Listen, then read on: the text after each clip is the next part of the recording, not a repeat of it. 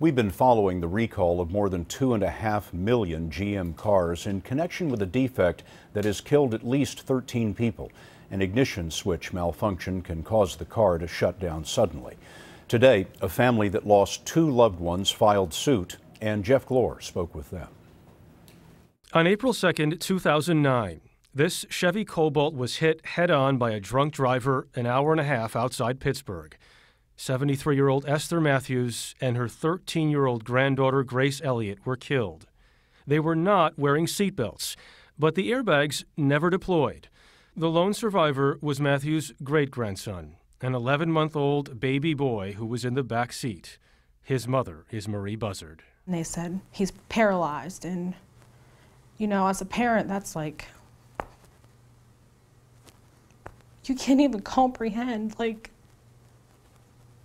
my kid can't walk, he just learned. Trenton Buzzard was kept sedated for 2 weeks after the accident. Until late last year, he needed tubes to breathe and eat. What are you doing? Now 6, Trenton has a wheelchair, though he prefers to crawl. His father, Robbie Buzzard. GM come picked up the car and took the car from her uncle's house, and we never heard anything of it. They took this away and never said anything to you? Never said a word to us.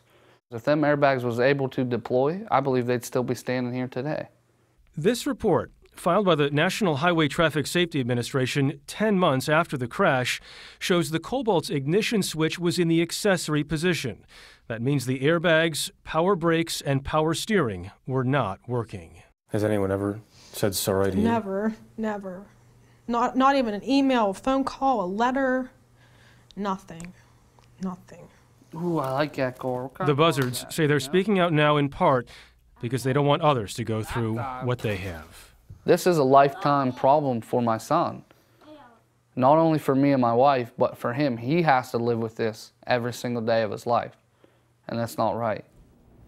Regarding the lawsuit filed today, GM issued this statement to us. Quote, while we can't address specific suits, GM CEO Mary Barra and others have expressed GM's regret and deep sympathy for all those affected by the recall.